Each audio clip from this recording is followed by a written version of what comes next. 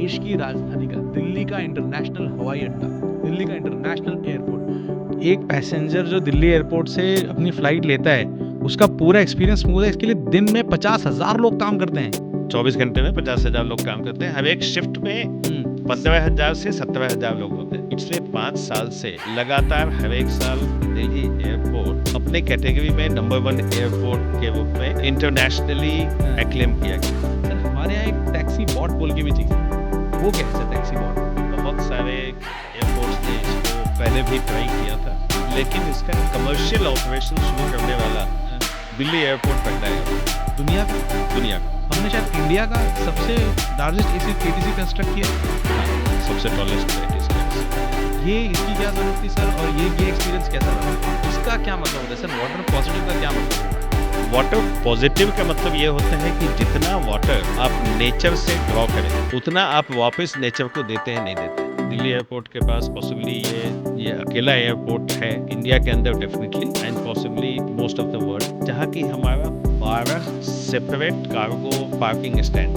मैं new Delhi railway station पे अपना बैगेज दे सकता हूँ? न्यू दिल्ली रेलवे स्टेशन के मेट्रो स्टेशन पे आप अपना बैगेज दे सकते हैं, वहीं आपको बोर्डिंग पास मिल जाएगा और वो बैगेज दिल्ली मेट्रो के अंदर वो एक सेपरेट एक वो भी होता है जिससे कि वो ट्रांसफर होकर डायरेक्टली हमारे बैगेज एरिया में चला जाता है, आपको वापस चेकिंग करने की जरूरत नहीं। सर एक चीज़ जो सुनने में आ रही है कि दिल्ली का जो एयरपोर्ट है वो वर्ल्ड का ट्रांजिट हब बनने वाला है, ये क्या है सर? इस बारे में इस पर थोड़ी रोशनी डालें सर।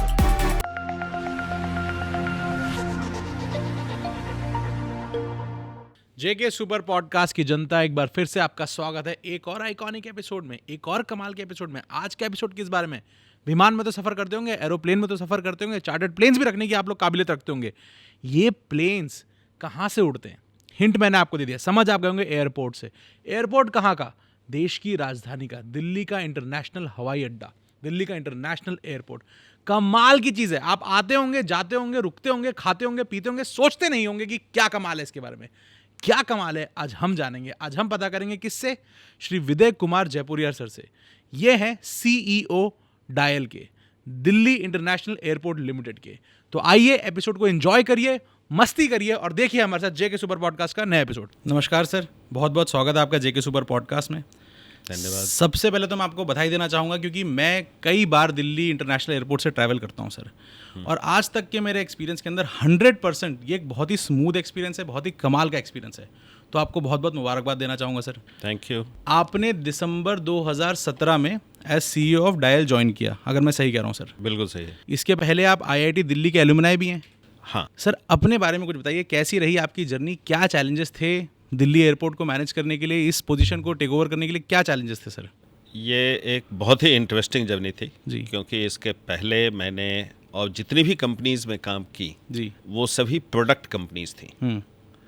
जैसे मैंने अपना करियर शुरू किया IIT के बाद, पहले मैंने मैनेजमेंट किया JBIMS बॉम्बे से। जी।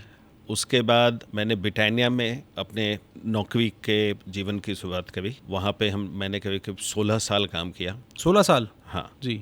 उसके बाद मैंने करीब 2-2.5 साल VIP इंडस्ट्रीज़ में सूटकेस वाले कंपनी में काम किया। जी। फिर वापस मैं फूड प्रोडक्ट में आया जिसमें कि एक कंपनी है बुंगे, जो कि इंटरनेशनल कंपनी है, अमेरिकन कंपनी है। यहाँ इंडिया में इट इज़ बेस्ट नोन की कंपनी जिसने डालडा खरीदा हिंदुस्तान लीवर से। अच्छा। मैंने 5 साल वहाँ भी काम किया। उसके बाद दिल्ली एयरपोर्ट ज्वाइन करने के पहले मैं जुबिलेंट इंडस्ट्रीज़ में मैनेजिंग डायरेक्टर था। तो वहाँ से एक सर्विस इंडस्ट्री में स्विच करना, काफ़ी लोगों ने मुझसे ये पूछा कि व्हाट मेड यू स्विच। मेरा भी यही सवाल था सर। और इसमें कंपनी को कैसे पता चला कि आप इसमें फिट बैठेंगे और आपको कैसे पता चला कि आप ये काम कर सकते हैं? जी। उस पर मेरा बोलना यही है जो कि मैंने अपने जितने भी जॉब स्विचेस किए हैं, बिकॉज ये मेरी 5वीं जॉब है जी, वो हर एक जॉब स्विचेस में मैंने ये देखा है कि हर एक जॉब में देयर आर सम थिंग्स जो कि कॉमन होते हैं और कुछ चीज़ें हैं जो कि उस जॉब के लिए यूनिक होता है। स्पेसिफिक उस जॉब की हो गई। स्पेसिफिक उस जॉब का होता है। तो अगर आपने इसके पहले वाले जॉब में कुछ काम किया है, उसकी लर्निंग आप अगर यहाँ अडॉप्ट करते हैं और यहाँ की जो स्पेशलिटी है वो आप लर्न करते हैं जी, तो आप किसी भी जॉब में फिट हो सकते हैं। ठीक बात। तो मैं एक सिंपल सा एग्जांपल देता हूँ। हाँ, अगर मैं एयरपोर्ट ऑपरेशन की बात करूँ तो इसको मोर और लेस 3 पार्ट में डिवाइड कर सकते हैं। ठीक है। एक है जो एयर साइड ऑपरेशन बोलते हैं, जिधर की एयरक्राफ्ट का टर्न अराउंड होता है, जहाँ रनवे है, जी। एप्रन है, जी, वो एयर साइड बोलते हैं। Arrow side, air side. Air side, okay sir. Next है आपका टर्मिनल ऑपरेशंस, ठीक है। जिसमें कि basically passenger flow, passenger processing हाँ। वो कैसे हो हाँ, उसको मैनेज करते हैं। हाँ, एंड थर्ड है नॉन एरोनॉटिकल, जिसमें कि बेसिकली जितने भी रिटेल आउटलेट हैं, जितने भी अदर कमर्शियल एक्टिविटीज़ हैं, वो आप कैसे हैंडल करते हैं। ठीक। तो मैंने इसके पहले वाले जॉब में, हाँ। जिसको प्राइमरीली केमिकल बेस्ड जॉब था, वहाँ पे 7 अलग अलग टेक्नोलॉजी वाली फैक्ट्रीज थी। करेक्ट। तो मेरा सिंपल कहना यह है हाँ, कि एयर साइड ऑपरेशन का जो KPI होता है, की परफॉर्मेंस इंडेक्स, वो सिमिलर होता है कोई भी केमिकल फैक्ट्री के, क्योंकि दोनों जगह सेफ्टी बहुत इंपॉर्टेंट है, प्राइम कंसर्न है। प्राइम कंसर्न है। जी, तो आप सेफ्टी के साथ उसमें 1% का भी कंप्रोमाइज़ नहीं कर सकते हैं। और प्रोडक्टिविटी एक दूसरी चीज़ है जिससे कि आप प्रॉफिटेबिलिटी ड्राइव करते हैं। ठीक है। और उसके साथ में कितना फास्ट आप किसी भी एयरक्राफ्ट को टर्न अराउंड करने में हेल्प करते हैं, करेक्ट। क्योंकि एयरक्राफ्ट जब तक हवा में रहता है तब तक पैसा बनाता है, ज़मीन पे रहता है तो पैसा नहीं बनाता है। मतलब क्यों सर ऐसा? क्योंकि वो जितने माइलेज करेगा पैसेंजर, तो माइलेज का पे कहीं पैसा करता है देगा। ना। ठीक बात। तो जितनी जल्दी वो पैसेंजर को उतार के हाँ, नए पैसेंजर्स को लेके नए डेस्टिनेशन के लिए जाएगा, उतना अच्छा, उतना प्रोडक्टिव उसका उतना प्रॉफिटेबल वो रहेगा जितना टर्न अराउंड उसका होगा। जितना टर्न सर अराउंड होगा। एयर साइड को अगर सिंपल भाषा में मैं जनता के लिए समझूं तो ये है कि जो भी काम एयरपोर्ट टर्मिनल के बाहर रनवे पे हो रहा है, रनवे और रनवे के एरिया में हो रहा है, जहाँ प्लेन टैक्सी हो रहे हैं, जहाँ प्लेन पार्कड है, वो सारा एयर साइड में आ गया। सही बात है। जी सर। तो उसमें और भी चीज़ें, जैसे टिपिकली किसी भी प्रोसेस प्लांट में हाँ, होता है प्रिवेंटिव मेंटेनेंस, जी। जिससे कि आप इसका वेट मत करो कि कोई मशीन आपका खराब हो जाए उसके बाद आप उसका मेंटेनेंस करोगे तो आपका डाउन टाइम होगा। जी, तो वही एयर साइड में भी अगर हमारा कोई भी टैक्सी वे है हाँ। या रनवे है, हाँ, इसके पहले कि वो खराब हो जाए, जो काम नहीं कर सके, जी, आपको रेगुलर इंस्पेक्शन करना है। थोड़ा सा भी डिटेरियोरेशन रहे हो हाँ, तो उसको वापस मैनेज करना है। जी, तो ये तो डायरेक्ट एक लर्निंग है जी। जो कि हमने फैक्ट्री से हमने यहाँ अप्लाई किया। ठीक है सर। सेकेंड हो गया आपका terminal operation. Terminal. So terminal operation basically उसमें जितने भी प्रोसेसेस होते हैं, हाँ, या तो टर्मिनल एंट्री का प्रोसेस है, जी, या फिर आपका चेक इन है, जी। सिक्योरिटी है, जी। इमिग्रेशन है, बोर्डिंग है, जी। ये सब को मैं बोलता हूँ फ्लो सिस्टम। Flow system. हाँ, क्योंकि पैसेंजर आ रहा है, टर्मिनल में एंट्री कर रहा है और वहाँ तक पहुँच, फाइनल डेस्टिनेशन तक पहुँचने के बीच में उसको ये एक्सपीरियंस मेन है। हाँ। जी सर। तो अगर मैं कोई भी केमिकल इंडस्ट्री की बात करूँ हाँ, तो उसमें रिएक्टर्स होते हैं, हाँ, और रिएक्टर्स के अंदर हम उसको बोलते हैं केमिकल इंजीनियरिंग में रेसिडेंस टाइम। तो हर एक रिएक्टर के अंदर हाँ, जो जितने भी केमिकल्स हैं वो कितनी देर वहाँ रहेंगे, जी, जिससे कि उनकी प्रोसेसिंग कंप्लीट हो जाए, जी, उसके बाद वो फ्लो करेंगे हाँ, नेक्स्ट प्रोसेसर में, ठीक, जहाँ वापस प्रोसेस होंगे, हाँ। फिर नेक्स्ट प्रोसेसर। जी, तो एग्जैक्टली इसी टाइप का है एयरपोर्ट ऑपरेशन फ्लो सिस्टम। है, क्योंकि आप आएंगे तो आपको टर्मिनल एंट्री के टाइम पे जी, आपको मान लीजिए 20 सेकंड लगता है CISF वाले को आपका पूरा ये चेक करने के लिए, जी। टिकट और आपका ID चेक करने के जी। लिए। फिर चेक इन में मान लीजिए आपको 2 मिनट लगते हैं, जहाँ की वो आपका टिकट चेक करेंगे, आपका हाँ। सीट प्रेफरेंस लेंगे, आपको बैगेज चेक इन करेंगे। जी, उसके बाद सिक्योरिटी में भी सिमिलरली आपको 20 से 25 सेकंड लगते हैं, और कुछ वेटिंग टाइम होती है उसके पहले। सर आप केमिकल इंडस्ट्री से अपने एक्सपीरियंस का पैरेलल ड्रॉ कर रहे थे टर्मिनल के एक्सपीरियंस पे, प्लीज़ बताइए सर। तो जैसा मैंने बोला कि रेसिडेंस टाइम होता है हर एक प्रोसेसर के अंदर में, और उसके बाद एक वेटिंग टाइम होता है इसके पहले कि नया प्रोसेस शुरू हो। तो same flow system terminal processing में भी होता है। जी, दोनों के बीच में अंतर सिर्फ इतना है कि वहाँ पे मटेरियल फ्लो करता है, यहाँ पे लोग फ्लो करते हैं। जी, जी, और लोग हमेशा एक जैसा बिहेव नहीं करते हैं, मटेरियल हमेशा एक जैसा बिहेव करता है। बिल्कुल सही बात सर, बिल्कुल सही बात। So, वो एक डिफरेंस है। जी, थर्ड हो गया कमर्शियल। तो कमर्शियल मैंने अपने जितने भी करियर हैं उसमें कमर्शियल ऑपरेशंस हैंडल किए हैं, जी। चाहे वो रिटेल आउटलेट हो तो हाँ।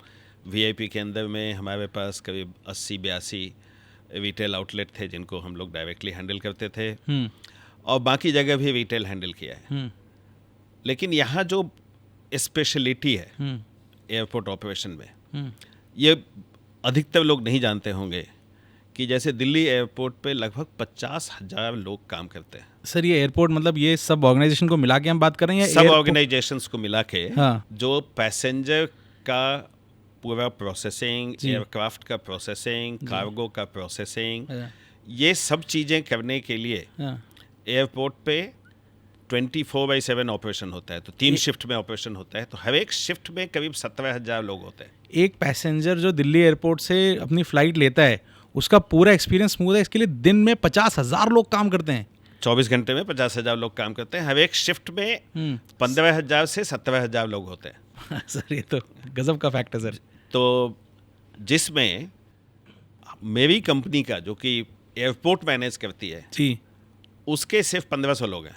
सर 50,000 में से पूरे एयरपोर्ट को मैनेज करने के लिए बस 1,500 लोग हैं। 1,500 लोग हैं जो कि हमारे रोल्स पे हैं, जी। और हमारे पास और भी करीब 4,000 लोग हैं जी जो कि साफ सफाई वाले कर्मचारी हो गए, जी। या फिर और भी छोटे मोटे काम करने वाले जो कॉन्ट्रैक्ट वर्कर्स Contractual हैं, basis वो करीब 4,000 4,500 लोग होंगे। तो जी। टोटल 5,000 लोगों के ऊपर हाँ, हमारा डायरेक्ट कंट्रोल है। ठीक है। लेकिन 45,000 90% लोगों के ऊपर हमारा कोई डायरेक्ट कंट्रोल नहीं है। ठीक उनको हम बोलते हैं स्टेक होल्डर्स। ठीक। तो जो सबसे बड़ा चैलेंज है एयरपोर्ट मैनेज करने में कि आप बाकी नॉन रिपोर्टिंग स्टेक होल्डर्स को कैसे मैनेज करते हैं। कैसे करते हैं सर? और नॉन रिपोर्टिंग स्टेक होल्डर्स में गवर्नमेंट स्टेक होल्डर्स हो गए, ठीक है। जैसे CISF के 5,000 से 6,000 जवान यहाँ काम करते हैं। जी। जैसे इमिग्रेशन के काफ़ी लोग हैं, कस्टम्स के, उसके अलावा एयरलाइंस का स्टाफ। करेक्ट। तो ये एक डिफरेंस हो गया इस जॉब का एज कंपेयर टू मैंने बाकी जो जॉब्स किए हैं उससे। जी। तो इसमें एक चीज़ जो बहुत अच्छे से वर्क करती है वो ये कि पहले तो अंडरस्टैंडिंग कि किसको क्या सुविधाएं चाहिए जो कि हम दे सकते हैं, जो कि लगे कि हम लोग एज ए टीम काम कर रहे हैं। जी। और उसके बाद एक बाइंडिंग फोर्स होना चाहिए हमारा। बाइंडिंग फोर्स है पैसेंजर। बिल्कुल सही बात। क्योंकि जितने लोग काम करते हैं वो सिर्फ पैसेंजर कन्वीनियंस के लिए काम करते हैं। ठीक। क्योंकि पैसेंजर हमारा भी कस्टमर है, पैसेंजर एयरलाइंस का भी कस्टमर है, और पैसेंजर इवन CISF और इमिग्रेशन का भी कस्टमर है। जी। हम लोग जितनी भी बातें करते हैं वो पैसेंजर के अराउंड बात करते हैं कि हम उसको कैसे कन्वीनियंट कर सकें, जिससे कि वो आसानी से अपना एयरपोर्ट प्रोसेसेस करके वो ये याद रखे कि यहाँ पे बहुत अच्छे से उसने सारी चीज़ें क्लियर की थी। करेक्ट।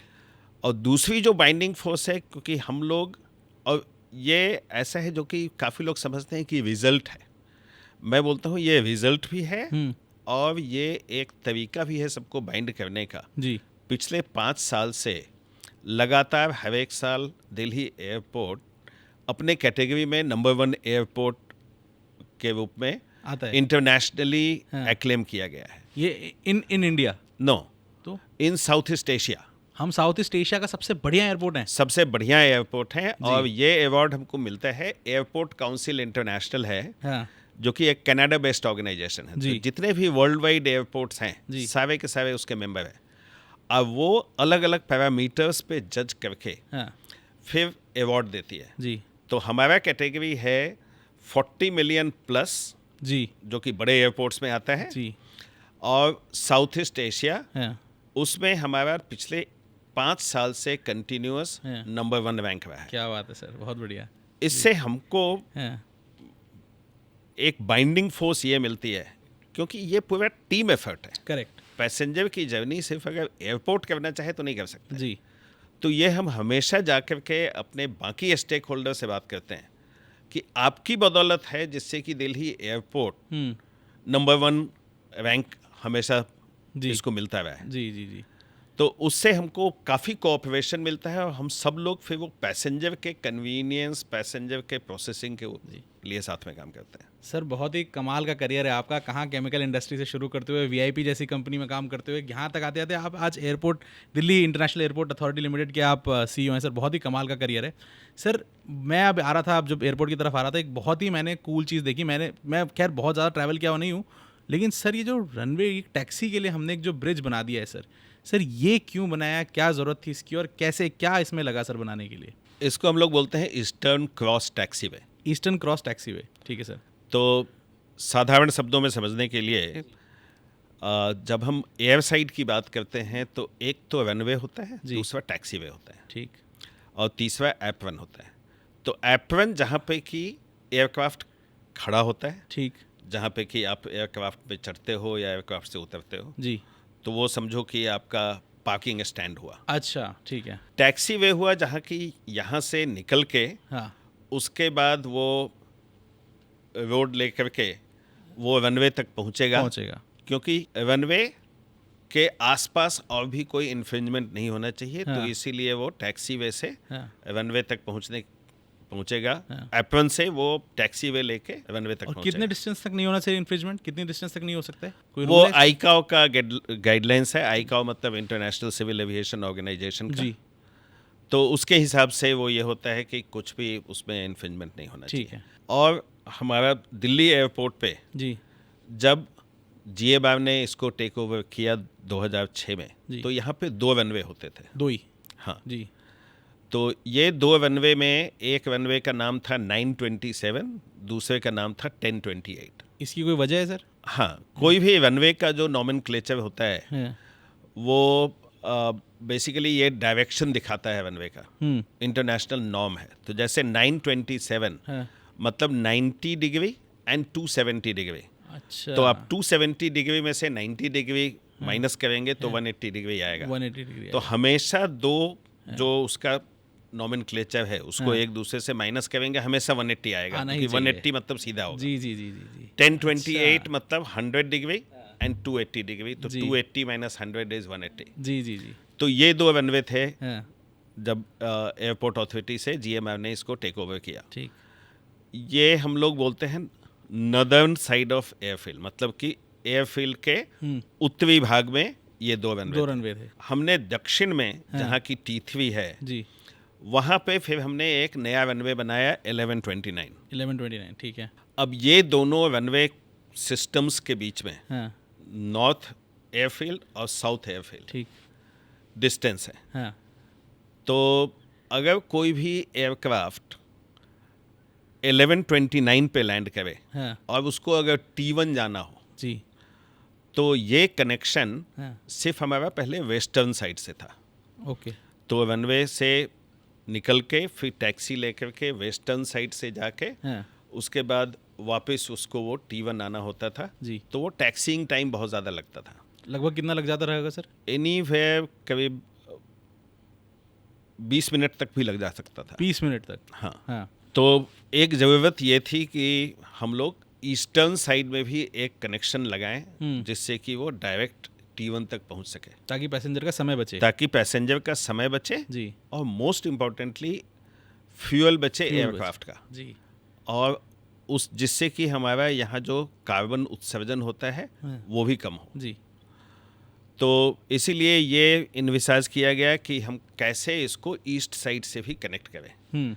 ईस्ट साइड से कनेक्ट करने के लिए ये ज़रूरी था कि हमारा जो मेन पैसेज वे है, मेन जो हमारा कार का पैसेज वे है, उसके ऊपर से ये टैक्सी वे बनाया जाए। तो उसकी सारी सिक्योरिटी वेटिंग हुई, सारे सिक्योरिटी एजेंसीज ने काफ़ी जांच पड़ताल के बाद उसके बाद उसका परमिशन दिया। तो उससे हमको सबसे ज़्यादा बेनिफिट ये होता है कि हमारा कम से कम टैक्सीइंग टाइम हाफ हो गया। 10 मिनट हो गया, 20 मिनट का लगभग। हाँ, 20 मिनट का 10 मिनट हो गया जी, जिससे एक तो पैसेंजर वेटिंग टाइम बचा, जी, एयरक्राफ्ट का टर्न अराउंड टाइम इम्प्रूव हुआ, जी, और साथ में कार्बन हाँ, का सेविंग साल का जी। कभी 55,000 टन का कम कार्बन का उत्सर्जन हुआ। 55,000 टन? हाँ, हाँ, जो कि एनवायरनमेंट के लिए बहुत अच्छा है। कमाल की चीज़ है। क्योंकि हर एक बार जो एयरक्राफ्ट अगर ईस्टर्न क्रॉस टैक्सीवे यूज़ करती है जी तो करीब 350 लीटर जी अपना ईंधन बचाती है। 350 लीटर। हाँ, तो जिससे उसमें जो वो ईंधन जलने से जो कार्बन का एमिशन होता है, कार्बन का उत्सर्जन होता है, जी वो उत्सर्जन कम हो जाता है। जी सर, एक बहुत ही, जब आप फ्यूल बचाने की बात कर रहे थे तो जब मैं थोड़ा रिसर्च कर रहा था तो एक बहुत ही कमाल की चीज़ मुझे पता पड़ी। सर हमारे यहाँ एक टैक्सी बॉट बोल की भी चीज़ है, वो क्या है सर टैक्सी बॉट? ये एक बहुत ही इंटरेस्टिंग कंसेप्ट है। इनफैक्ट बहुत सारे एयरपोर्ट्स ने इसको पहले भी ट्राई किया था, जी लेकिन इसका कमर्शियल ऑपरेशन शुरू करने वाला हाँ। दिल्ली एयरपोर्ट पहला एयरपोर्ट है दुनिया का दुनिया का पहला है? दुनिया का पहला एयरपोर्ट। क्या बात है सर। ये सिस्टम भी बेसिकली कार्बन उत्सर्जन कम करने के लिए है। हाँ। और जब मैं कार्बन उत्सर्जन कम करने की बात करता हूँ, हम्म ये ज़रूरी है कि ये कमर्शियली वायबल ऑप्शन हो। अगर कमर्शियली वायबल ऑप्शन नहीं होगा तो एयरलाइंस फिर उसको रेगुलर बेसिस पे यूज़ नहीं करेंगे। सर कमर्शियली वायबल होने का क्या मतलब हुआ, क्या उसमें बचना कमर्शियली वायबल होने का मतलब हुआ उसमें जो खर्चा लगे चाहिए? जी वो Airline- जिस चीज़ को वो रिप्लेस कर रही है Correct. उसके खर्चे से कम हो। ठीक बात जी। तो इसका बेसिकली काम ये होता है कि अगर एयरक्राफ्ट एप्रन से हाँ रनवे की तरफ जाता है जी तो उसको अपना auxiliary power unit switch on करना पड़ता है। मेन इंजन वो स्विच ऑन नहीं करता है जी लेकिन उसका छोटा इंजन जो होता है वो छोटा इंजन स्विच ऑन करके तब उसको टैक्सी करना पड़ता है। जी। उसके बदले अगर टैक्सी बॉट हो हम्म तो ये एक व्हीकल है जो कि एयरक्राफ्ट में अटैच हो जाती है और उसको फिर पायलट खुद ही ऑपरेट कर सकता है, कॉकपिट में बैठा बैठा ही, कॉकपिट में बैठा बैठा। आगे आगे व्हीकल उसी से अटैच हो जाती है और कॉकपिट में बैठा बैठा हाँ। पायलट उसको हैंडल कर सकता है जी और तब उसको अपना auxiliary power unit switch on करने की ज़रूरत नहीं है जी। क्योंकि टैक्सी बॉट ही उसको टैक्सी करा के हाँ उसको रनवे तक ले जाएगा हाँ और ठीक रनवे के पहले टैक्सी बॉट उससे डिटैच हो जाएगा हाँ और वो वापस आ जाएगा और उसके बाद पायलट इंजन स्विच ऑन करके हाँ। रनवे से टेक ऑफ कर सकता है। सर तो ये कैसे होता है, ये टैक्सी बॉट का सिस्टम जैसा मैं समझ रहा हूँ, उसमें कोई आदमी नहीं बैठा हुआ है टैक्सी बॉट के अंदर? कोई नहीं बैठा है? उसमें आदमी बैठा है क्योंकि उसको वापस लाने के लिए आदमी की जरूरत है, लेकिन उसका सारा कंट्रोल पायलट के हाथ में। कॉकपिट के अंदर भी कंट्रोल है उसका? कॉकपिट के अंदर में कंट्रोल है। अच्छा, तो जब तक वो अटैच है एयरक्राफ्ट से तब तक वो कॉकपिट के अंदर में कंट्रोल। और सर ये दुनिया में कहीं भी इसके पहले नहीं किया जाता, सबसे पहले कमर्शियली हमने किया कमर्शियली हमने किया है। हाँ। अभी बाकी एयरपोर्ट्स भी धीरे धीरे इसको समझ रहे हैं। हाँ। क्योंकि इसको शुरू में हमको एयरलाइंस से जाके बात करके उनको पूरी कैलकुलेशन दिखानी पड़ी, मानने को तैयार नहीं होते थे। उनको भी क्योंकि नया कंसेप्ट था तो उनको भी ये देखना था कि कैसे इसमें से कितना हमारा ईंधन बचता है और कितना इसका खर्चा लगता है जी। तो उसके हिसाब से उनको दिखना चाहिए जी। तो हमने कैलकुलेशन करके ये दिखाया कि कैसे आपको इसमें बिना कोई एक्स्ट्रा खर्चा के, इनफैक्ट कुछ सेविंग के साथ में जी आप अगर वातावरण के लिए कुछ अच्छा कर रहे हैं जिसमें कि कार्बन आप कम उत्सर्जित कर रहे हैं जी तो ये आपको अडॉप्ट करना चाहिए जी। तो अधिकतर एयरलाइंस ने उसको एक्सेप्ट किया है और धीरे धीरे उसका यूज़ बढ़ रहा है। और अब देश के बाकी एयरपोर्ट भी इस चीज़ को अपना रहे हैं, इस चीज़ को इवेलुएट कर रहे हैं क्योंकि इसके लिए कुछ इंफ्रास्ट्रक्चर चाहिए जिसमें कि पैरेलल टैक्सीवे वगैरह चाहिए। जी। तो वो जहाँ जहाँ है वहाँ इंटरनेशनली भी लोगों ने यूज़ करना शुरू किया। सर हमारे जो रनवेज़ हैं, दिल्ली एयरपोर्ट के जो रनवेज़ हैं, इसमें कुछ यूनिक है? ऐसा है कुछ जो दुनिया के एयरपोर्ट्स में नहीं है, हिंदुस्तान के एयरपोर्ट्स में कम से कम नहीं है? एक तो मेरे को ये पता है कि सबसे लंबा रनवे है आई थिंक एशिया के अंदर इससे लंबा रनवे नहीं है। जो मैं फैक्ट्स पढ़ रहा था, गलत भी हो सकता है सर, आप बता सकते हैं अगर ये गलत फैक्ट है तो गलत भी हो सकता है। एशिया के अंदर का मुझे एग्जैक्ट नहीं मालूम है जी, लेकिन हाँ इंडिया के अंदर में सबसे बड़ा रनवे है जी, और इसके कारण इसमें जो वाइड बॉडी जी, एयरक्राफ्ट होते हैं उनको टेक ऑफ करने में, क्योंकि टेक ऑफ करने में सबसे ज़्यादा लंबे रनवे की जरूरत पड़ती है जी, क्योंकि टेक ऑफ करने के समय एयरक्राफ्ट का वजन सबसे ज़्यादा होता है क्योंकि उसमें anti- ईंधन भी भरा हुआ होता है जी, और उसके बाद बाकी हाँ, पैसेंजर लोड भी होता है। जी, क्योंकि टचडाउन के टाइम पे जिस समय लैंड कर रहा है उसमें अधिकतर ईंधन तो जल चुका है है तो इसलिए उस समय एयरक्राफ्ट नॉर्मली जी, कंपैरेटिवली हल्का होता है। जी, यहाँ जो यूनिक है वो ये है कि हमारा अकेला एयरपोर्ट है इंडिया में जिसमें कि 4 वन-वे सिस्टम है। जी बाकी किसी भी एयरपोर्ट में इंडिया के अंदर तो 4 वन-वे अभी नहीं है। जी उसके अलावा हमारा जिस पे अभी हम लोग काम कर रहे हैं, क्योंकि हमारा अभी 4th वन-वे जब ऑपरेशनलाइज हो गया, जी उसके बाद एक प्रोसेस बोलते हैं जिसमें बोलते हैं independent parallel approach. Independent parallel approach. हाँ, क्या हुआ सर ये? इंडिपेंडेंट पैरेलल अप्रोच का मतलब ये हुआ कि 2 एयरक्राफ्ट एक साथ 2 अलग अलग रनवे पे लैंड कर रनवे पे लैंड कर सके टेक ऑफ भी। और टेक ऑफ भी कर सके। जी उसके लिए एयर ट्रैफिक कंट्रोल में कुछ प्रोसेसेस होते हैं जैसे कि सेफ्टी और का अच्छी तरह से ध्यान रखा जाए। दुनिया में बहुत कम एयरपोर्ट हैं जो कि इस प्रोसेस को फॉलो करते हैं, जैसे कि चार्ल्स डिगॉल फ्रांस का एयरपोर्ट है जी जहाँ की ये इंडिपेंडेंट पैरेलल अप्रोच यूज़ होता है। जी वैसे ही 2-3 और एयरपोर्ट्स हैं। जी तो जैसे अगर आप शिकागो जाएंगे तो शिकागो आपको दिखेगा कि आपके साइड में दूसरा एयरक्राफ्ट है, वो भी साथ में लैंड कर रहा है। जी तो हमारे यहाँ जो 2 एयरक्राफ्ट साथ लैंड करने की सुविधा हो सकती है, जी। एक बार हम लोग प्रोसेस डिजाइन कर लें तो। जी अभी ये स्टार्ट नहीं हुआ है। अभी ये स्टार्ट नहीं हुआ है, अभी ये हम अंडर लोग ये काम कॉन्सेप्ट कर है, रहे हैं। कंस्ट्रक्शन के अंडर है या अभी ये कॉन्सेप्ट के अंदर ही है? इसमें कंस्ट्रक्शन की जरूरत नहीं है, हाँ इसके लिए प्रोसेस डिजाइन करना होता है हाँ जो कि एयर ट्रैफिक कंट्रोलर्स के साथ करना पड़ता है। तो जी। हमने एक डेनमार्क की कंपनी को अभी असाइनमेंट दिया है कि आप एयर ट्रैफिक कंट्रोलर्स के साथ बात करके वो प्रोसेस डिज़ाइन करिए। हाँ, एक बार अगर उनको वो प्रोसेस समझ में आ जाएगी हाँ। तो इंडिया के अंदर हम पहला ऐसा एयरपोर्ट होंगे जिसमें 2 प्लेन एक साथ उतर सकेंगे, 2 प्लेन एक साथ टेक ऑफ कर सकेंगे। बिल्कुल। और इसके लिए एक सिस्टम की ज़रूरत है जो ATC के पास होना चाहिए, एक प्रोग्राम की ज़रूरत है। सही कह रहा हूँ सर? इसके लिए ATC को एक पार्टिकुलर प्रोसेस फाइनलाइज करना है, जी जो जिस प्रोसेस से कि ये सारा का सारा ऑपरेशन जी सेफली कंडक्ट हो। सर ATC से ध्यान आया, हमने शायद इंडिया का सबसे लार्जेस्ट ATC कंस्ट्रक्ट किया है। हाँ, सबसे टॉलेस्ट ATC कंस्ट्रक्ट किया है। ये इसकी क्या ज़रूरत थी सर, और ये एक्सपीरियंस कैसा रहा? ये हम लोगों ने करीब 2019 में हैंड ओवर कर दिया था। उसका कंस्ट्रक्शन पहले से चल रहा था। तो इसकी ज़रूरत इसलिए थी क्योंकि दिल्ली का जो एयरफील्ड है जी वो काफ़ी बड़ा है और एयर ट्रैफिक कंट्रोलर्स को अपने कंट्रोल टावर से पूरा एयरफील्ड दिखना चाहिए, इसीलिए इतना टॉल बनाने की ज़रूरत पड़ी।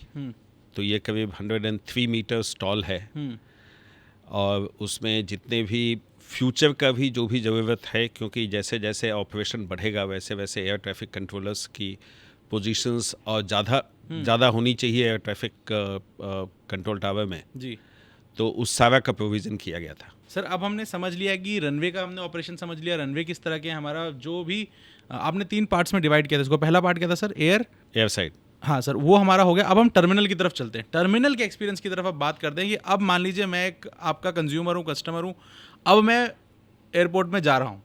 अब टर्मिनल पे उसका एक्सपीरियंस बहुत ही कमाल का हो, जो कि है ऑलरेडी। मैं समझना चाहता हूँ कि आप लोगों ने ये कैसे किया, क्या किया इसके अंदर कि वो एक्सपीरियंस कमाल का हो गया। मैंने बायोमेट्रिक सिस्टम के बारे में पढ़ा, वो उसकी ज़रूरत क्या समझ में आई, कब समझ में आई और क्यों उसे लगाया गया सर। उसके आगे चलते हैं, टर्मिनल को समझते हैं सर। बिल्कुल। टर्मिनल में एक पहले हम लोग डिपार्चर साइड कर लेते हैं, फिर हम लोग अराइवल साइड कर लेंगे। जी सर। तो डिपार्चर साइड में जो अभी प्रोसेस है जिसमें कोई भी पैसेंजर जब टर्मिनल आता है जी तो गेट एंट्री पे CISF उसका टिकट चेक करेगा कि वैलिड टिकट है या नहीं है। करेक्ट। उसका ID चेक करेगा कि वो सेम बंदा जा रहा है नहीं जा रहा है जी और उसके बाद वो उसको एंट्री देगा टर्मिनल के अंदर। उसके बाद पैसेंजर को चेक इन काउंटर पे जाना है जी। जहाँ की एयरलाइंस या ग्राउंड हैंडलिंग स्टाफ वो काउंटर मैन करता है। ठीक। और वहाँ पे उसको अपना टिकट दिखा करके और समटाइम्स ID दिखा करके भी तब चेक इन करना है। अगर बैगेज ड्रॉप डालना है उसको, अगर चेक इन करना है तो वो बैगेज भी वहाँ पे ड्रॉप करके चेक इन करके आगे जाता है। जी। थर्ड प्रोसेस है सिक्योरिटी का, जी। जहाँ की जो भी हैंड बैगेज है वो लेकर के पैसेंजर जाएगा। बैगेज अलग से एक एक्सरे स्कैन होगा और पैसेंजर का सेपरेटली एक्सरे स्कैन होगा और उसका पूरा सिक्योरिटी चेक होगा। जी। ये 3 मेन प्रोसेसेस हैं और 4th प्रोसेस है वो है बोर्डिंग के टाइम पे, जिसमें कि जो भी हमारे फ्लाइट इंफॉर्मेशन डिस्प्ले स्क्रीन्स है, जो टीवी स्क्रीन जिसके ऊपर की कौन सी फ़्लाइट कौन से गेट से जा रही है उसकी इंफॉर्मेशन रहती है। तो वो देख करके पैसेंजर अपने गेट पे जा सकता है, या अगर उसके पास टाइम है तो टर्मिनल के अंदर में और भी जो डिफरेंट फूड एंड बेवरेज की दुकानें हैं या रिटेल दुकानें हैं वहाँ पे टाइम स्पेंड कर सकता है, क्योंकि अभी वहाँ उसके पास सारा प्रोसेस ख़त्म हो चुका है। करेक्ट। अगर उसके पास टाइम है तो वहाँ स्पेंड कर सकता है। तो इसमें वेटिंग टाइम सब कम से कम हो जी, उसके लिए सबसे पहले वेटिंग टाइम मेजरमेंट ज़रूरी है। ठीक। तो दिल्ली एयरपोर्ट पे हमने आज से करीब 6-7 साल पहले एक सिस्टम लगाया जो कि स्विट्ज़रलैंड से हमने इंपोर्ट किया था, जोविस सिस्टम। हाँ जी, जो कि आर्टिफिशियल इंटेलिजेंट बेस्ड सिस्टम है। हाँ। तो वो कैमरा बेस्ड सिस्टम है जो कि काउंट करता है कि हर एक प्रोसेसिंग पॉइंट पे कितने लोग क्यू में लगे हैं। अच्छा। उसके हिसाब से वो प्रिडिक्ट करता है कि अभी कितना वेटिंग टाइम कौन से पॉइंट पे लगेगा। जैसे गेट एंट्री के समय जी, उसके पास प्रीवियस डेटा है जी कि अगर लाइन में 10 लोग लगे हैं, हाँ, तो अगर आप 11वें आदमी उस लाइन में लग रहे हैं तो आपको 5 मिनट लगेगा हाँ, वो पॉइंट क्लियर करने में, क्योंकि उतना वेटिंग टाइम है। जी, तो ये हमको इंफॉर्मेशन जोबिस के थ्रू वहाँ मिलती है। सिमिलरली चेक इन पे, सिमिलरली सिक्योरिटी पे। तो हम लोगों ने हर एक पॉइंट पे अपना एक टारगेट रखा हुआ है कि इससे ज़्यादा वेटिंग टाइम पैसेंजर को नहीं लगना चाहिए। ये आप लोग के लिए पर्सनल चैलेंज है? ये हम लोगों के लिए पर्सनल चैलेंज है, हाँ, और हम लोग उसको रेगुलर मॉनिटर करते हैं। और जहाँ भी दिखता है कि यहाँ पे वेटिंग टाइम ज़्यादा है तो हमारा एक ऑपरेशंस कंट्रोल सेंटर है, airport operations control centre, AOCC, जी, जहाँ की ये सारे इंफॉर्मेशन की फीड वहाँ जाती है। हाँ, तो वहाँ पे अगर दिखेगा कि एक पार्टिकुलर पॉइंट पे कंजेशन ज़्यादा है, एक पार्टिकुलर पॉइंट पे वेटिंग टाइम ज़्यादा है, तो हमारे टर्मिनल ऑपरेशंस के लोग वहाँ जाके पैसेंजर्स को या तो जहाँ कम भीड़ है उस वाले गेट पे उनको डाइवर्ट करेंगे जी, या फिर CISF से रिक्वेस्ट करेंगे कि आप वहाँ मैन पावर बढ़ाओ। ठीक। तो जैसे गेट के पास अगर एक CISF का जवान रहता है, हाँ, तो वहाँ पे वो उनको रिक्वेस्ट करेंगे तो पीक आवर में वो लोग 2 CISF के जवान वहाँ पे लगा देते हैं, जिससे कि प्रोसेसिंग फास्ट हो जाए।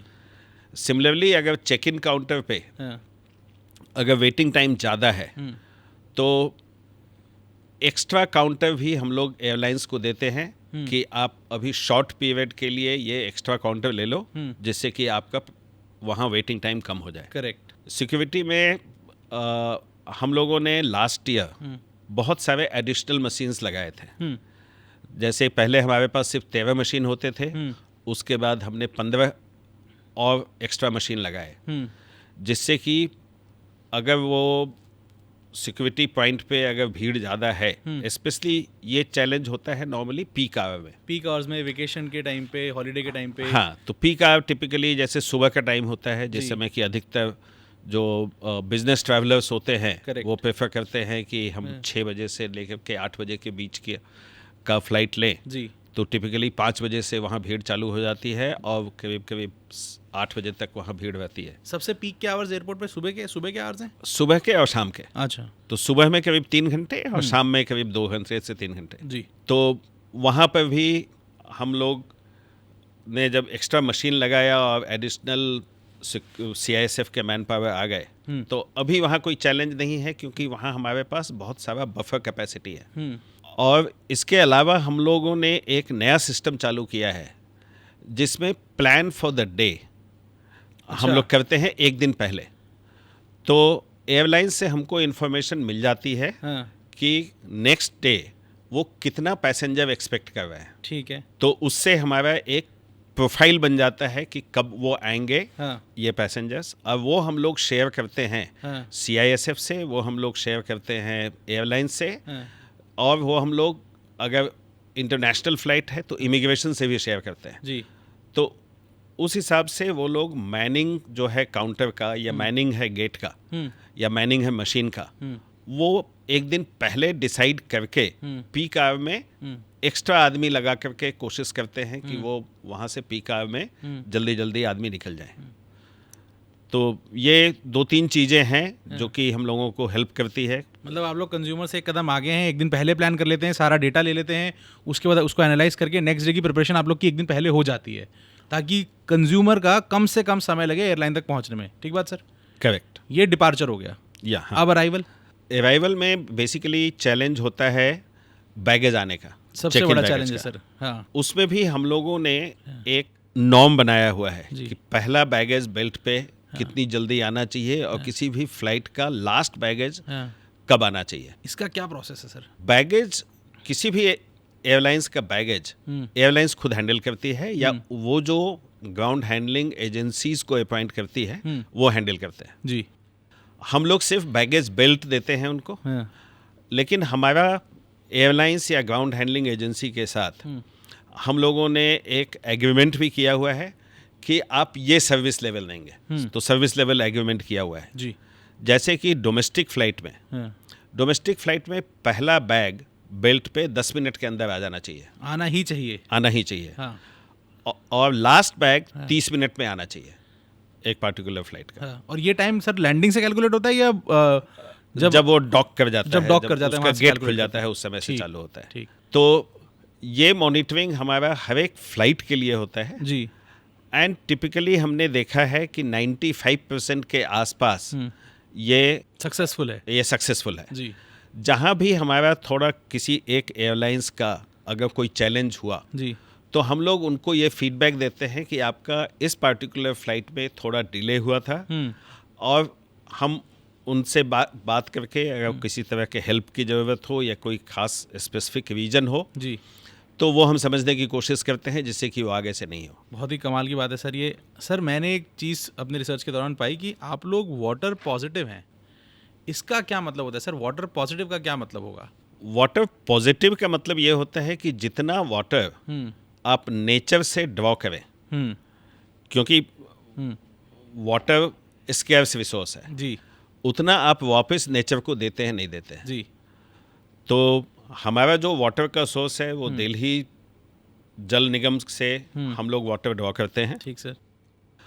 और हम लोगों ने एयरपोर्ट पे वाटर रिचार्ज वेल्स लगाए हुए हैं जिससे कि जो भी वाटर हम यूज़ करें या जो भी अगर बारिश का भी पानी हो जी तो वो हम अधिक से अधिक ग्राउंड वाटर में भेज सकें।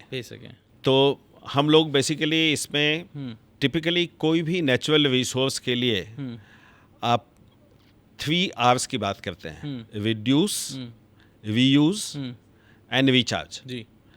तो रिड्यूस के हिसाब से जैसे कि हमारा जितना भी यहाँ हॉर्टिकल्चर है, अभी हॉर्टिकल्चर पे हमने सारा ड्रिप इरिगेशन की फैसिलिटी लगाई हुई है जिससे कि जितना मिनिमम वाटर की ज़रूरत हो वही मिनिमम वाटर वहाँ यूज़ होता है। ठीक।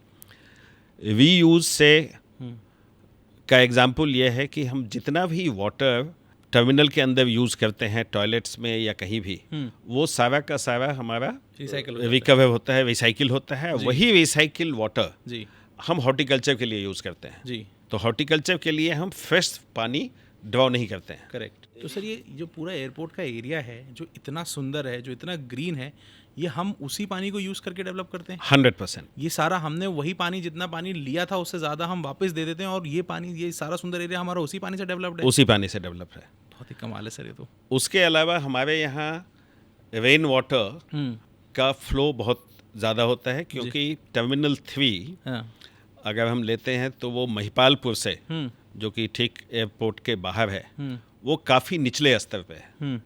तो जो भी रेन वाटर होता है वो सबसे पहले हमारे टर्मिनल की तरफ आता है। तो वहाँ हमने ड्रेनेज सिस्टम बहुत ही अच्छा रखा हुआ है और एयर साइड में हमने रेन वाटर हार्वेस्टिंग पिट्स लगाए हुए हैं जिसमें क्या होता है कि जो भी रेन वाटर आता है वो पूरा रन अवे होकर के वो नाले में ड्रेनेज से नहीं निकल जाए, बल्कि उसको हम कैप्चर करके ग्राउंड वाटर को रीफिल करें। अच्छा। तो जब हम लोग वाटर पॉजिटिव की बात करते हैं तो हमारे जो अभी 300 रेन वाटर हार्वेस्टिंग पिट्स हैं और हम लोग 350 और लगा रहे हैं। तो इससे जितना भी वाटर हम लोग ग्राउंड वाटर में देते हैं वो जितना वाटर हम एक्चुअली डीजेबी से ड्रॉ करते हैं उससे ज़्यादा है। अच्छा। इसीलिए हम नेचर से जितना पानी लेते हैं, हम नेचर को उससे ज़्यादा पानी वापस करते हैं। सर जब ऐसे एक सवाल मेरे जहन में आया, जब कमाल की बारिश हो जाए सर, अगर बहुत भयंकर बारिश हो जाए और एयरपोर्ट पे हो जाए और एयरपोर्ट की रनवेज वजह से पानी भर जाए, तो सर उसके लिए क्या प्रोसीजर है? उसको फटाफट क्लीन कराने का, ताकि एयरपोर्ट फंक्शनल हो सके वापस से, उसके लिए कुछ होता है या? देखिए, अगर ऐसा हो कि बिल्कुल ही क्लाउड बर्स्ट हो जाए हाँ, तो वो डिफरेंट सिचुएशन है जी नहीं तो हम लोगों ने जितने भी ड्रेनेज का इंतजाम किया है, जी वो जितना भी पीक बारिश होती है जी उसके हिसाब से कैपेसिटी हमने डिज़ाइन की है, जी जिससे कि इस तरह की नौबत कभी नहीं आए। बाई चांस अगर कभी आए, जैसे 2 साल पहले एक बार हुआ था कि 10-15 मिनट के लिए थोड़ा वाटर लॉगिंग हो गई थी हमारे एक टर्मिनल पे, तो अच्छा। हमारे पास हाँ, स्टैंड बाई मोटर्स होते हैं, हम्म जिससे कि हम लोगों ने 15 मिनट में वो पूरा एरिया क्लीन करके वापस उसको ड्रेनेज में डाल दिया हुआ था। जी तो उसका हम लोग एक रेगुलर एक प्रोसेस है, जो कि जैसे जब भी मानसून हुआ तो हम लोग मानसून प्रिपेयर्डनेस पे एक कंप्लीट रिव्यू करते हैं जी कि अगर मानसून में बारिश अगर हमारा जितना डिज़ाइन कैपेसिटी है उससे ज़्यादा आए तो क्या कर सकते हैं। तो जी। जहाँ जहाँ भी वाटर लॉगिंग के चांसेस है वहाँ हमारे पंप्स रहते हैं, जी जिससे कि पंप से हम वो पानी को इमीडिएटली निकाल सकें, जी जिससे कि पैसेंजर को कोई इनकन्वीनियंस नहीं हो। इनफैक्ट पैसेंजर नोटिस भी नहीं करता है, क्योंकि पानी इसके है। पहले कि वो पानी जमा होने लगे जी हमारे पंप्स काम करके उसको निकाल देते हैं। सर, ये ग्रीन इनिशिएटिव में और सस्टेनेबिलिटी में हम हमारे दिल्ली एयरपोर्ट का फोकस बहुत ज़्यादा है, और भी कुछ एग्जांपल्स हैं सर इसके लिए जो हमने उठाए, जिसकी वजह से हम ज़्यादा ग्रीन, ज़्यादा एनर्जी एफिशिएंट रहते हैं?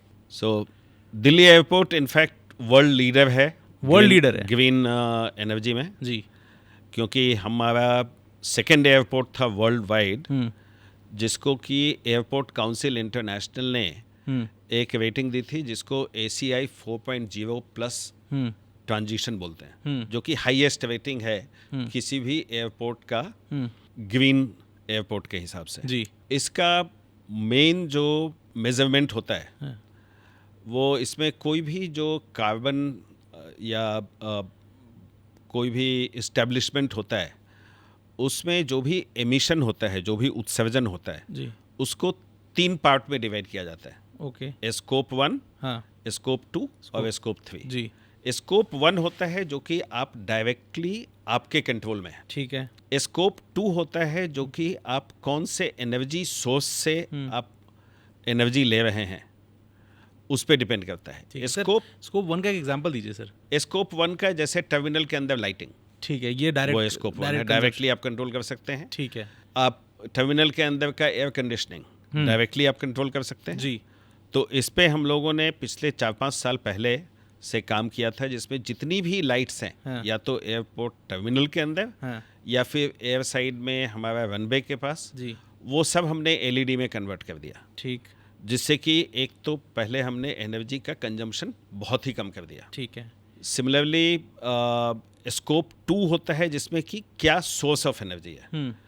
तो हमारे पास सोलर पावर का प्लांट हमने लगाया है एयर साइड में, जो कि इंडिया के अंदर सबसे पहला एयरपोर्ट था, क्योंकि एयर साइड में बहुत कंसर्न था कि इससे पायलट को दिक्कत होगी, बिकॉज इससे रिफ्लेक्शन आएगा। ठीक तो बात हमने है। वो सारा सेफ्टी असेसमेंट करा के हाँ हमारा 7.84 मेगावाट का सोलर पावर प्लांट है, और जो कि हमारा करीब करीब 6 to 7% का हमारा रिक्वायरमेंट कवर करता है। सोलर से कवर हो जाता है। सोलर से कवर करता है 6 to 7%। ठीक बैलेंस का 94%, हाँ उसके लिए हमने एक लॉन्ग टर्म हाँ पावर परचेज एग्रीमेंट किया हाँ एक hydro electric power generating company से, ठीक है GMR बजोली होली। जी उसमें इनफैक्ट हम लोगों ने शुरू में ही अपना इक्विटी इन्वेस्ट किया, जिससे कि हमको ग्रीन पावर मिले। ठीक है तो बाकी का पूरा 94% पावर हाँ हमको हाइड्रो इलेक्ट्रिक से आता है। हाँ तो अभी दिल्ली एयरपोर्ट पे जितना भी पावर यूज़ होता है हाँ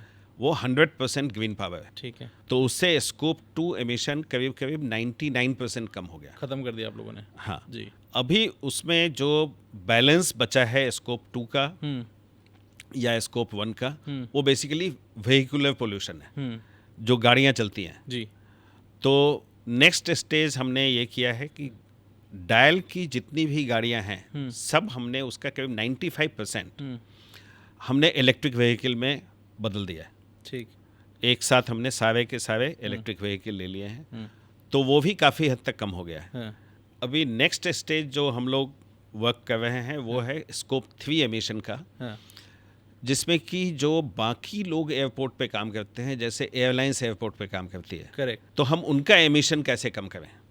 हम्म, तो उसके लिए हम लोगों ने जो ग्राउंड हैंडलिंग इक्विपमेंट है, ग्राउंड हैंडलिंग इक्विपमेंट में अधिकतर ग्राउंड हैंडलर्स को हम लोग ये इनकरेज करते हैं कि आप इलेक्ट्रिक व्हीकल यूज़ करें, नहीं तो कम से कम CNG यूज़ करें। करेक्ट। तो वो भी धीरे धीरे चेंज हो रहा है। उसके लिए चार्जिंग पॉइंट्स चाहिए एयर साइड में, वो हमने अभी करके दिए हैं। हाँ, हमारा जो सिटी साइड में जो बसेस हैं जो कि एक टर्मिनल से दूसरे टर्मिनल लेके आती हैं, हाँ, उस पे हम लोग DTC के साथ काफ़ी दिन से काम कर रहे थे। तो अभी DTC ने उसमें सारी की सारी इलेक्ट्रिक बसेस लगाई हैं दिल्ली एयरपोर्ट पे। फिर सबसे बड़ा जो अभी उत्सर्जन का सोर्स है एयरपोर्ट पे वो है एयरलाइंस का फ्यूल कंजम्पशन। ठीक। तो उस पे वर्ल्ड वाइड काम चल रहा है और हम लोगों ने भी एक वर्किंग ग्रुप बनाया है जिसमें एयरपोर्ट डू पेरिस, जो कि बेसिकली पेरिस एयरपोर्ट से हमारा जो टाई अप है, उसके साथ, साफरान के साथ, एयरबस के साथ मिल करके हम लोग एक फ्यूल डेवलप कर रहे हैं जिसको बोलते हैं सस्टेनेबल एविएशन फ्यूल।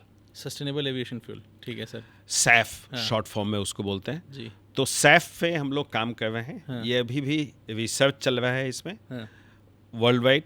तो इसमें जैसे कि आपका अभी मोटर व्हीकल के अंदर में जी। सर्टेन अल्कोहल मिक्सिंग होता है पेट्रोल में, क्योंकि अल्कोहल जो है वो रीजनरेट हो सकता है। जी। सेम चीज़ एविएशन टर्बाइन फ्यूल, जो कि फ्यूल लगता है एयरक्राफ्ट के अंदर, उसके अंदर भी अभी यूरोप में एक्सपेरिमेंट चालू हुआ है। तो कुछ दिनों में ही कुछ परसेंटेज ATF का धीरे धीरे सस्टेनेबल एविएशन फ्यूल में चेंज कन्वर्ट हो जाएगा। तो दिल्ली एयरपोर्ट ने ये कमिट किया हुआ है कि 2030 तक हम लोग net zero carbon emission airport हो जाएंगे। सर ये पॉसिबल है? हाँ, ये बिल्कुल पॉसिबल है, क्योंकि अभी ऑलरेडी हमारा करीब 99% हम लोग ज़ीरो कार्बन पे हैं जी, जो कि हमारा स्कोप 1 और स्कोप 2 एमिशन होता है जी। लास्ट का 1%, जो कि जैसा मैंने बताया कि वो नहीं, स्कोप 1 स्कोप 2 स्कोप 1 और स्कोप 2 के अंदर जी। स्कोप 3 नेट जीरो में नहीं गिना जाता है। अच्छा। वो एक्स्ट्रा एफर्ट है जो कि आप अपने बाकी स्टेक होल्डर्स के साथ काम करिए और उसको रिड्यूस करिए। ठीक है। बट जो हमारे कंट्रोल में है वो हम लोगों ने 99% अभी जीरो कार्बन कर दिया है जी। और अगले 2 से 3 साल में जी। हम लोग बैलेंस का 1% भी कर लेंगे जी। तो हम लोग पॉसिबली दुनिया के सबसे पहले एयरपोर्ट बनेंगे जहाँ की नेट जीरो कार्बन का हमारा लक्ष्य कंप्लीट होगा। क्योंकि आईकाओ ने भी, जो इंटरनेशनल सिविल एविएशन ऑर्गेनाइजेशन है, उसने भी ये टारगेट 2050 का लिया हुआ है। अच्छा, उन्होंने भी 2050 में सोचा हुआ ये करने का। हाँ, हम 2030 में करने का हम लोग 2030 में करने के लिए कमिटेड है। जी सर, कार्गो यानी कि एयर फ्रेट के अंदर बहुत सारा काम हुआ, बहुत सारे डेवलपमेंट हुए सर। उसके की डेवलपमेंट्स को डिस्कस करते हैं कि जब से आप आए, आपके पहले भी कार्गो और एयर फ्रेट में किस तरह का डेवलपमेंट हुआ और किस तरह वो चीज़ ऑपरेट करती हैं। कार्गो में दिल्ली एयरपोर्ट इंडिया का सबसे बड़ा एयरपोर्ट है। हमारे पास अभी 1.8 मिलियन टन्स की कैपेसिटी है साल में कार्गो हैंडल करने की, जो कि 2.3 मिलियन टन्स तक हम लोग लेके जा सकते हैं। इसमें हमारा जो बिगेस्ट एडवांटेज है, जो कि फैसिलिटीज़ हम लोगों ने बनाई हैं। हमारे पास 2 कार्गो टर्मिनल्स हैं। दोनों कार्गो टर्मिनल्स में बहुत सारे ऑटोमेशन है जिससे कि प्रोसेसिंग टाइम हमारा कम से कम हो जी। क्योंकि कोई भी आदमी जब वो एयर कार्गो यूज़ करता है तो वो चाहता है कि उसका कार्गो जितना जल्दी हो उतना डेस्टिनेशन पे पहुंच जाए। ठीक बात। तो ऑटोमेशन एक बहुत ही इम्पोर्टेंट चीज़ है। उसके अलावा किस तरीके से आप इवन कार्गो एक्सेप्ट करते हैं, कार्गो का प्रोसेसिंग कैसे करते हैं, कार्गो का क्लियरेंस अलग अलग गवर्नमेंट एजेंसीज से कैसे होती है, वो सारी चीज़ें इंपॉर्टेंट है जिस पे हम हमेशा काम करते रहते हैं जी। जहाँ तक फैसिलिटीज़ का सवाल है, काफ़ी सारे कार्गो हैं जो कि टेम्परेचर कंट्रोल्ड कार्गो हैं। करेक्ट। जैसे कि आपका फार्मा का हो गया जी, या फिर आपका मीट वगैरह का भी एक्सपोर्ट होता है काफ़ी यहाँ से जी। तो उसमें अलग अलग टेम्परेचर रेंज का आपको स्टोरेज कैपेसिटी चाहिए। तो हमारे पास -25 से लेके +25 तक हाँ अलग अलग रेंज का स्टोरेज कैपेसिटी है। जी। तो उसमें किसी भी ग्रेड का जो प्रोडक्ट हो, हम्म, फ्रेश फ्रूट एंड वेजिटेबल भी काफ़ी एक्सपोर्ट होता है, फार्मा काफ़ी एक्सपोर्ट होता है। तो ये सारी चीज़ें अलग अलग टेम्परेचर जोन में रखी जा सकती हैं। ठीक। दूसरी चीज़ कि हमारे पास दिल्ली एयरपोर्ट के पास पॉसिबली ये अकेला एयरपोर्ट है इंडिया के अंदर definitely, and possibly most of the world, जहाँ की हमारा 12 सेपरेट कार्गो पार्किंग स्टैंड है। तो 12 सेपरेट। हाँ सर मेरा एक्चुअली एक सवाल इसके अराउंड भी था ही, सॉरी मैं आपको इंटरप्ट कर रहा हूँ, लेकिन ये पूछना चाह रहा हूँ कि सर जो कमर्शियल प्लेन्स होते हैं, जो प्राइवेट जेट्स होते हैं और जो कार्गो प्लेन्स होते हैं, मुझे आइडिया नहीं है सर इस चीज़ का, इसलिए आपसे पूछ रहा हूँ, ये इनकी पार्किंग किस तरह डिस्ट्रीब्यूट होती है? इसका कोई प्रोसीजर है, कोई तरीका है करने का, या जिसने जो पार्किंग खरीद ली वहाँ खड़ा कर सकता है गाड़ी की तरह? पहले तो कोई पार्किंग खरीद नहीं सकता है। अच्छा, पार्किंग खरीद नहीं सकता? नहीं। अच्छा। क्योंकि पार्किंग हम लोग मतलब कोई भी एयरपोर्ट पार्किंग बेचता नहीं है। रेंट? नहीं, रेंट भी नहीं। हाँ।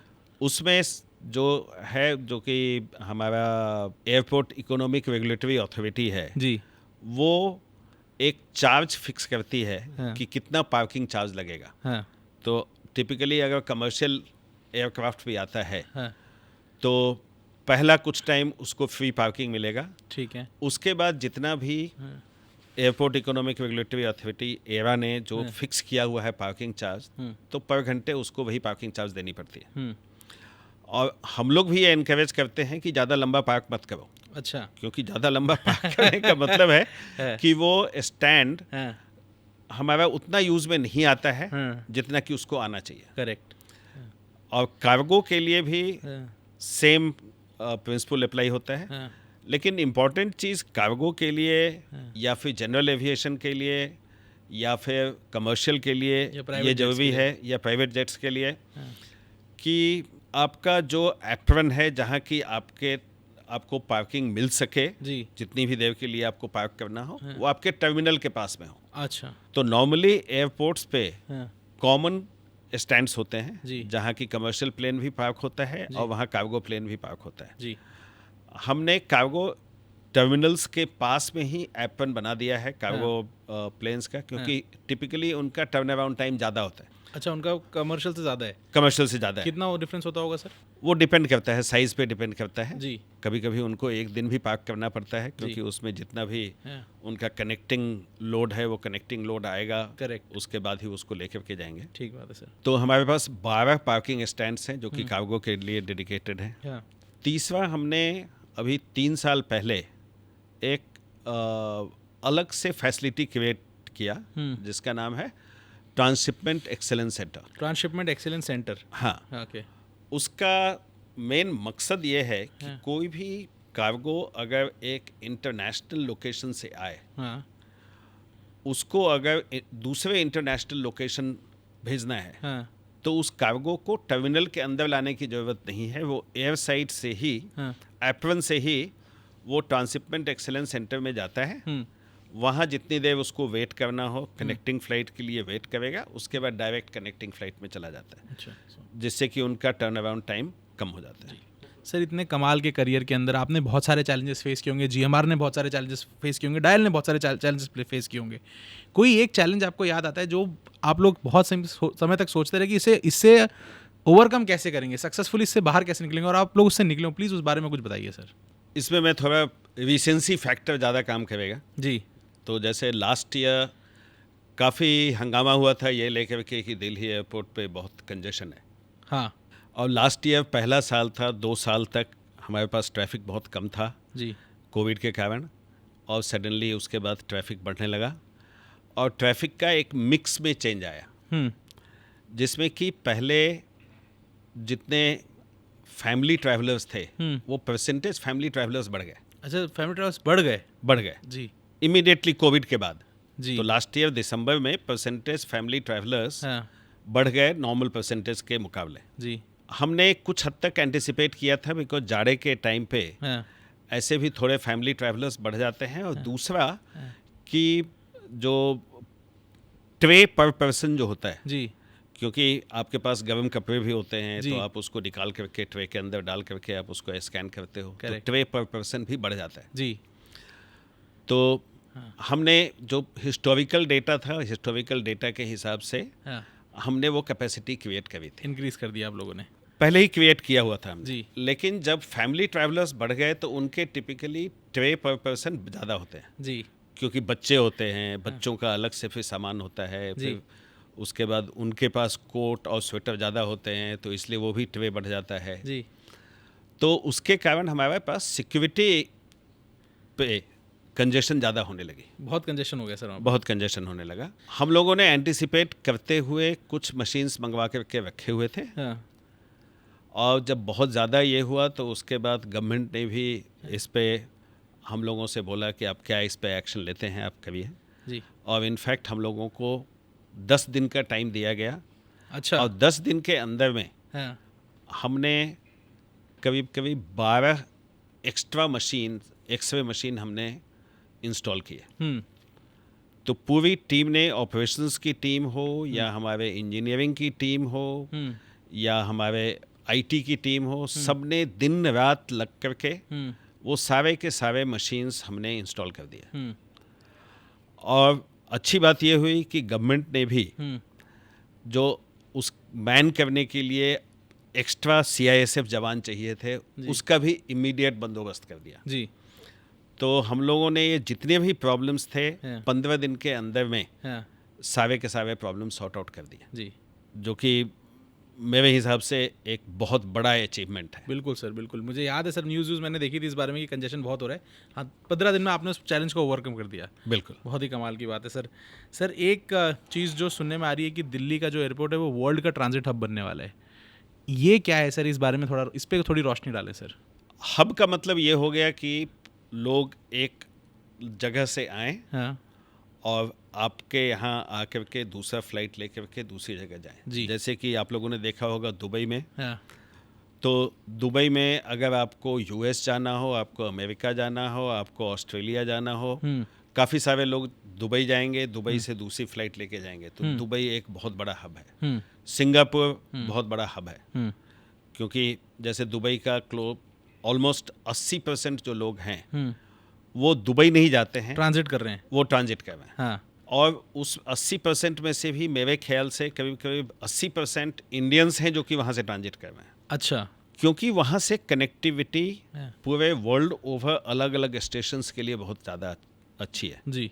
अभी ये कनेक्टिविटी अगर हम लोग दिल्ली एयरपोर्ट से दे पाएँ, और इसके लिए एयरपोर्ट और एयरलाइंस दोनों को एक साथ मिलके काम करना पड़ेगा, और गवर्नमेंट का भी सपोर्ट लगेगा, तो फिर जो ट्रैफिक आज के दिन, इंडियन ट्रैफिक हमारे यहाँ से निकल के दुबई से लॉन्ग डिस्टेंस फ्लाइट लेता है, वो दिल्ली से ही लॉन्ग डिस्टेंस फ्लाइट ले सकता है। करेक्ट। हाँ। जिससे कि जो इंडियन एयरलाइंस हैं उनको भी फ़ायदा होगा, जी। और पैसेंजर को भी कन्वीनियंस होगा, जी। क्योंकि उसको जाना बूझा हुआ जगह है, यहाँ से वो ट्रांजिट कर रहा है, तो उसको ज़्यादा ईजी है। ईजी है। तो इसको बोलते हैं हम लोग domestic to international transfer. Correct. हाँ। जैसे कोई बंदा लखनऊ से आया, हाँ। और वो दिल्ली में आकर के उसने यूएस की फ़्लाइट पकड़ी। अच्छा। हाँ। सिमिलरली बनारस से आया, हाँ। दिल्ली से उसको यूरोप जाना है, हाँ। पेरिस जाना है, हाँ। तो पेरिस की फ़्लाइट पकड़ी। पहले किसी बनारस के आदमी को दिल्ली आना पड़ता था, दिल्ली से दुबई जाना पड़ता था, और दुबई से फ्लाइट लेनी पड़ती थी। अब दुबई को हमने एलिमिनेट कर देंगे इससे। हाँ, तो इससे उसको कन्वीनियंस होगी। जी। जी। जी।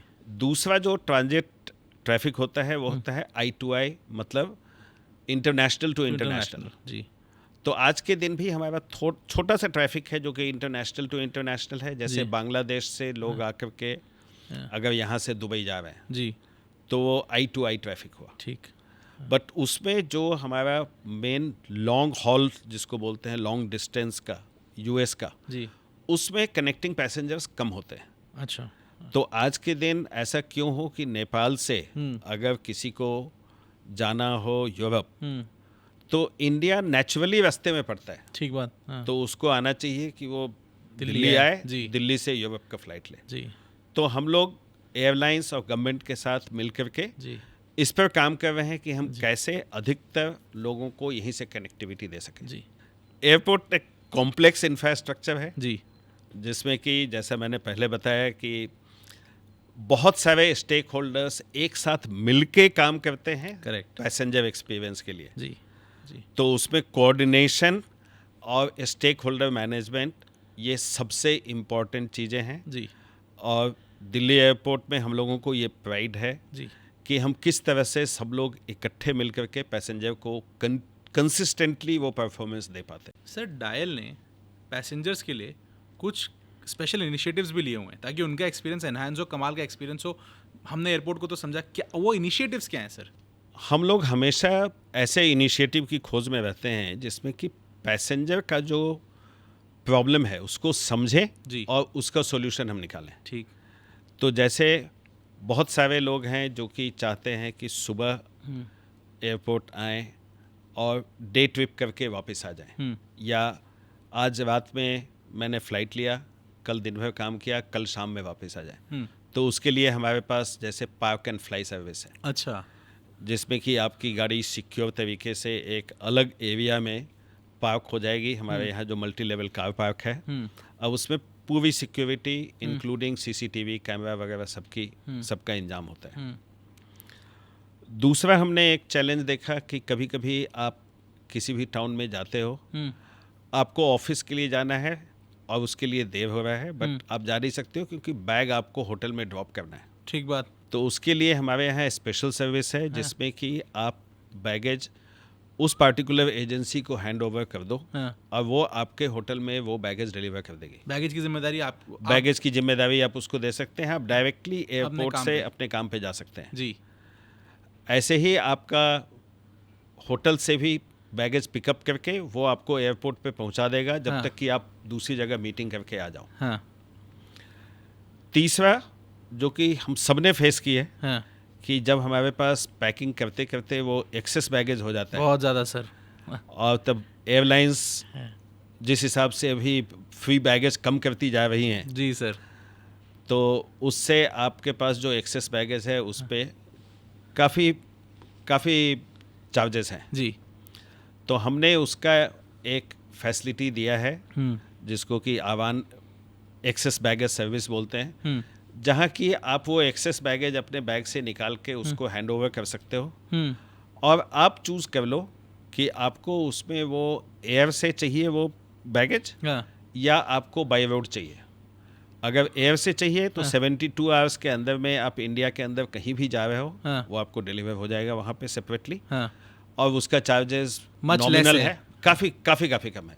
100 रुपये पर केजी से स्टार्ट होता है। क्या बात है सर। और अगर आपको बाय रोड मंगवाना हो तो 4 से 7 दिन के अंदर में आपको वो मिल जाएगा। तो ये तो बहुत मेजर डिफरेंस आ जाता है सर, इससे तो काफ़ी मेजर डिफरेंस आ जाता है और कन्वीनियंस भी है। जी उसके अलावा एक चीज़ जिस फैसिलिटी का बहुत सारे पैसेंजर्स को उसकी जानकारी नहीं है, वो है कि दिल्ली एयरपोर्ट का चेक इन आपको एयरपोर्ट पे आके करने की ज़रूरत नहीं है। आप न्यू दिल्ली रेलवे स्टेशन पे भी कर सकते हैं या आप शिवाजी मेट्रो स्टेशन पे भी कर सकते हैं। वहाँ हमारी चेक इन फैसिलिटी है जहाँ कि आप अपना बैगेज भी चेक इन कर सकते हैं। मैं न्यू दिल्ली रेलवे स्टेशन पे अपना बैगेज दे सकता हूँ? न्यू दिल्ली रेलवे स्टेशन के मेट्रो स्टेशन पे आप अपना बैगेज दे सकते हैं। वहीं आपको बोर्डिंग पास मिल जाएगा और वो बैगेज दिल्ली मेट्रो के अंदर वो एक सेपरेट एक बोगी होता है जिससे कि वो ट्रांसफ़र होकर डायरेक्टली हमारे बैगेज एरिया में चला जाता है। आपको वापस चेक इन करने की ज़रूरत नहीं है। ये शिवाजी मेट्रो स्टेशन और new Delhi railway station metro station इन दोनों जगह उपलब्ध है। तो ये कुछ फैसिलिटीज़ हैं जो कि काफ़ी यूनिक हैं जो हम लोगों ने प्रोवाइड की हुई, और आगे ऐड होती रहेंगी, वो तो है ही है। आगे हम लोग हमेशा कुछ न कुछ इस तरह का पैसेंजर कंफर्ट के लिए फैसिलिटीज़ के बारे में सोचते रहते हैं। बहुत बहुत धन्यवाद सर। हम लोग तो एक बैग उठाते हैं, एयरपोर्ट पे जाते हैं, मस्ती से खाते हैं, प्लेन पकड़ते हैं, कहीं से कहीं चले जाते हैं। कभी हमारी सोच यहाँ तक जाती भी नहीं है कि एयरपोर्ट किस तरह से काम करता है, किस तरह से उसे मैनेज करना पड़ता है, किस तरह से सेफ्टी ध्यान रखी जाती है लोगों की। आज आपसे बात करके बहुत अच्छा लगा सर, बहुत कुछ जानने को मिला। आपसे ये रिक्वेस्ट रहेगी सर कि एक पार्ट 2 भी फ्यूचर में आप ज़रूर करें हमारे साथ, ताकि हम और जान सकें और डिटेल में समझ सकें चीज़ों को। बहुत बहुत धन्यवाद सर आपका जेके सुपर पॉडकास्ट में आने के लिए। Thank you sir. You are most welcome.